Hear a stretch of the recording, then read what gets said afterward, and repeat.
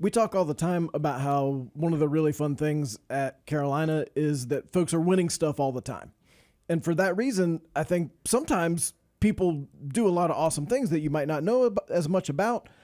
Jones, I think Kayla Smith might be one of the most underrated student athletes on campus right now. I'm going to tell you why. Wow. I'm going to tell you why, because I know she probably won't say all these things. Okay. No, you don't want to. Kayla, tell us why people don't appreciate no, please you. Tell us. Please tell us how awesome you are. Go.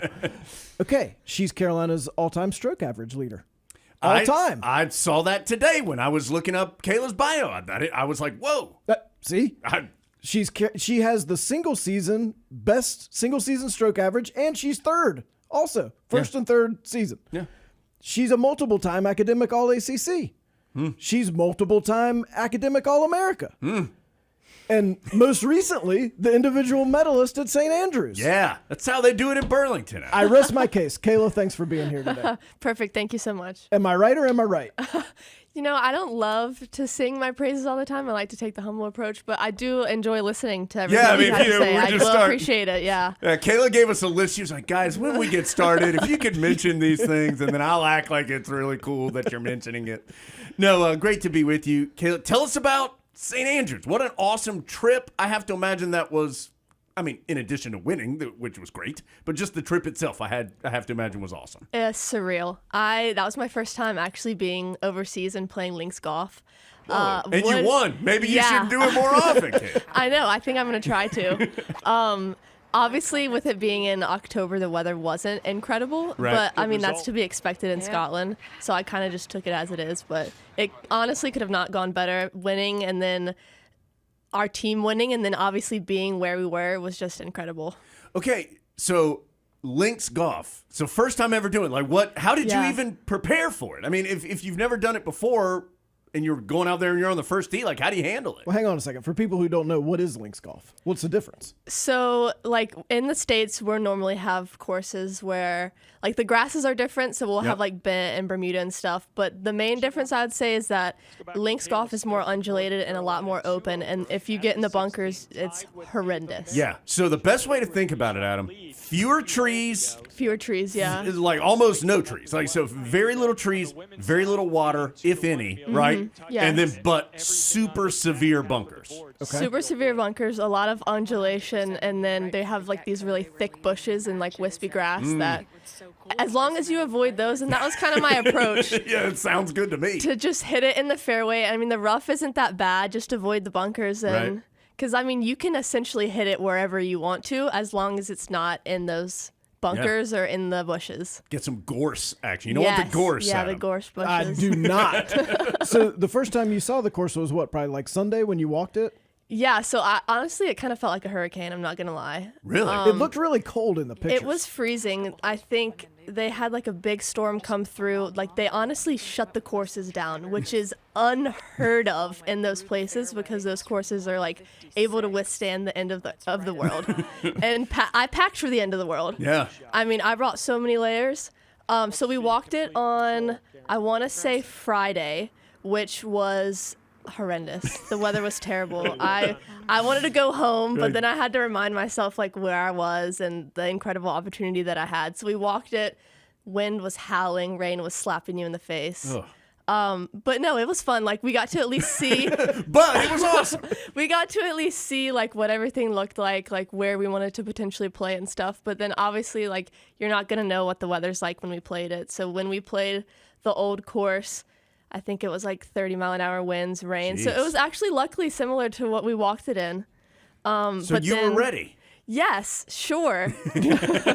But then we actually got to play a practice round on Jubilee, which was what we played the stroke play on. So I at least knew actually how my balls were going to react and stuff on that course.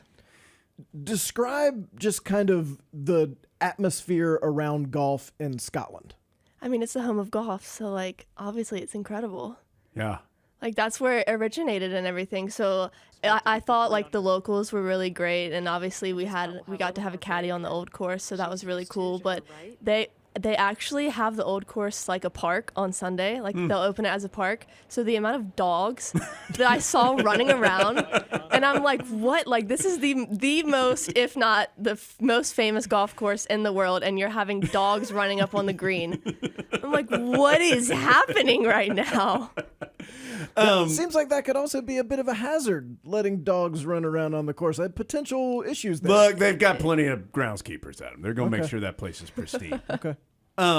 So what was working for you individually and as the team? I mean, what a terrific win. So what was working for you guys in the event in total? Yeah, I mean, like I said, like the first day, I think I put myself in one bunker, and I was able to get up and down. Like I actually had probably the best lie that you could have possibly gotten out of that bunker. And then I was just able to kind of hit my lines and make some putts and stuff. Like they keep those greens a little bit slower than they do here, just because it's got to hold the wind. Sure. So I think basically that, and then the second round, I would say actually both rounds when we had wind into the back nine, and I just kind of had the mentality to just make as many pars as I could because I knew that the rest of the field was not going to be playing it as well. And honestly, like if you could look at our team scores and stuff, that's where we like separated ourselves from the rest of the field, was on that back nine, because it played just so tough, so into the wind. So I'd say that, and then obviously I think a bunch of us kind of just didn't let anything kind of get us off our groove. Like I know that's pretty easy if you get yourself in a tough position, you can kind of compound that. So yeah, I think myself and then obviously the team did a good job of that. Kayla just described my golf game, Adam, of get yourself in a tough position, then let that compound on itself until you're ready to quit the game by the end of the round.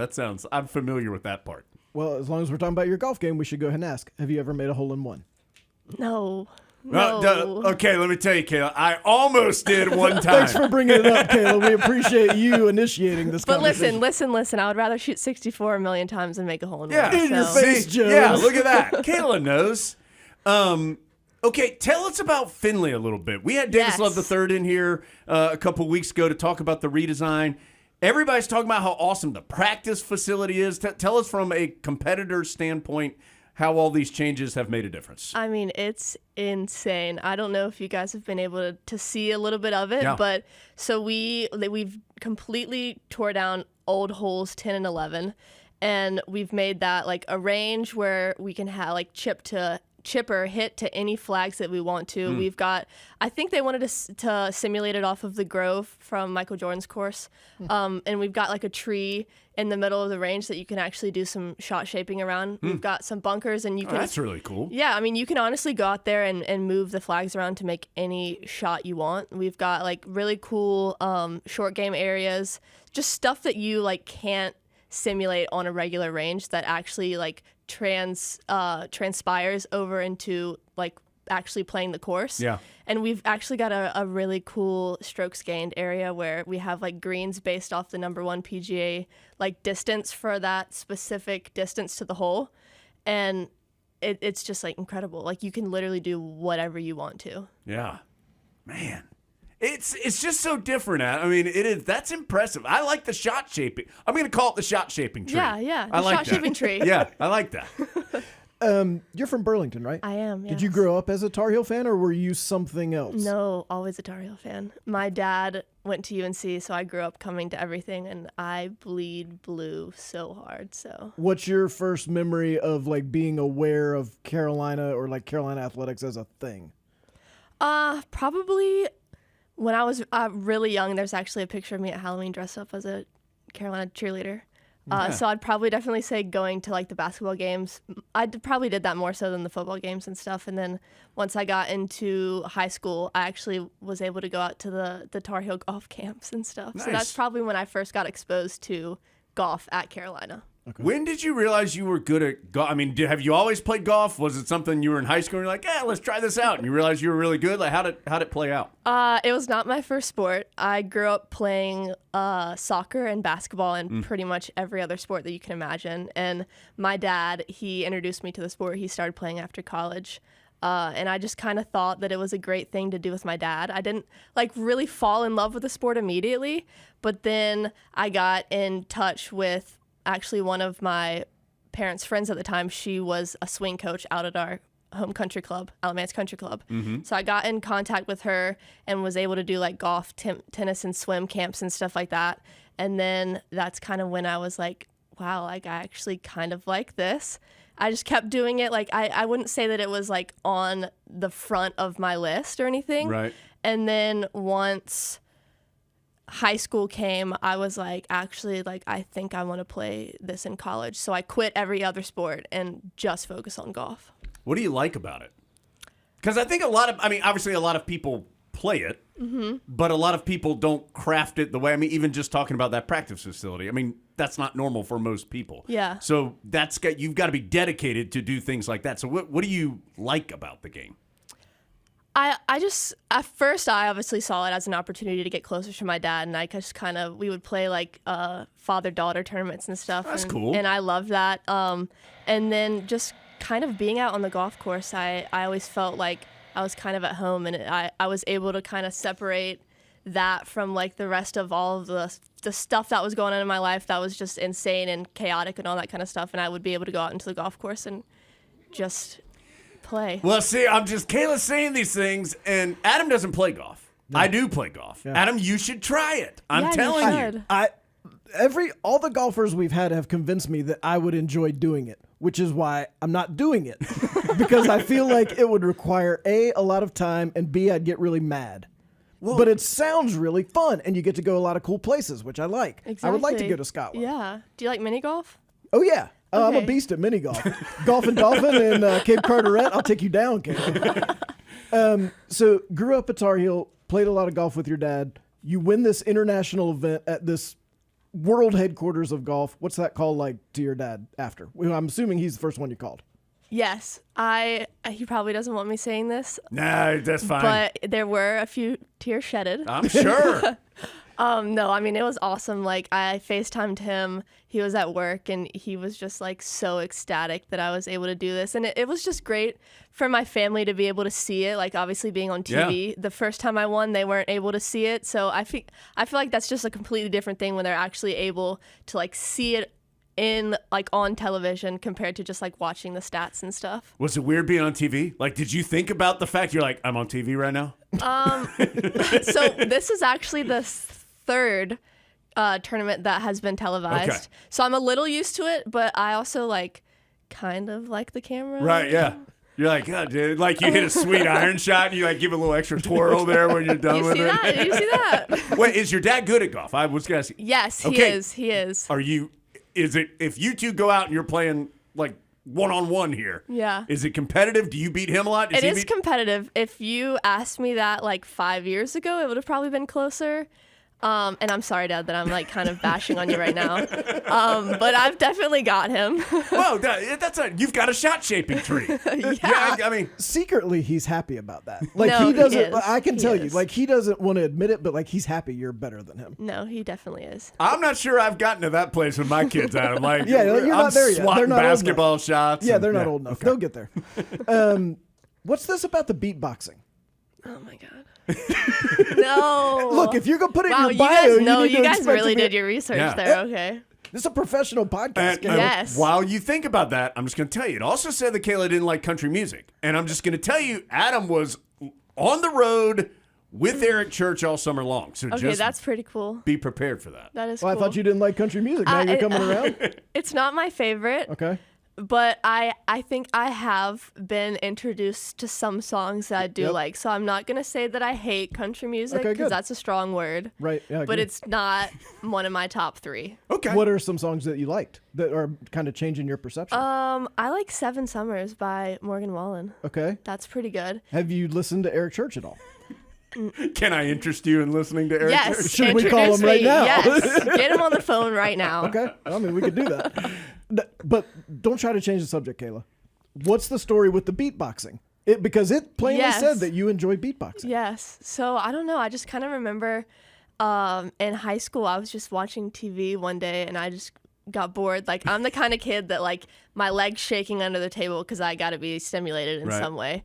And so I just started beatboxing and And I brought it up to. Are you gonna beatbox now? Yeah, you have to. Maybe if I get some water. I think I need some water for that one. Look, Adam's gonna go get you a He's water right serious now. about Look at this. this. Hopefully that fridge isn't locked. Oh, it's open. Yeah, look at this. Oh, You've gotten yourself in trouble now, Yeah, Kayla. I do. Don't hit the. Good job, Adam. You just hit the camera. Everything's fine. Yeah, everything's fine. All right. Do you want us to not look at you? No, I don't care. I just gotta. Okay, I didn't know if you needed to get in Wow, a no. headspace. I haven't done this in a while. This is like being in the room with like Dr. Dre right now. Yeah. I didn't know. Let me All right, get I'm just my- gonna kick back. Oh, she's gonna put the headphones on. Get Hold ready. on. All right. Now you should be able to hear. You hear okay Yeah, now? I can hear. Okay. Yeah, I can All hear right. it. Oh, All okay. right. The floor is yours. Whoa! Yeah! There we go. There That we go. was good. Yeah, that was good. Have you ever thought of quitting golf? Yeah, that's right. You've got You a whole nother career in front of you. I don't know if I'm as good at beatboxing as I am at golf. But Somewhere the Loreleis are like, get Kayla Smith's number Yeah. right now and Yeah. call her up. That's right. Tell us quickly, because you've been with us almost 20 minutes, and we appreciate your time. yeah, absolutely. What is it right now about? It just seems like both the men and the women's golf programs at Carolina have some really good momentum behind them. I know that the new facility is a great part of that, but from the women's side specifically, like what's happening right now that's allowing this program to take some steps forward? I mean, obviously, we've got the new coach, Yeah. Amy Neff. She came in 2 years ago, I want to say. And then we actually got a new assistant, Catherine Perry. She's great, super knowledgeable. She's obviously played at UNC and then played professionally, so she kind of knows how everything works.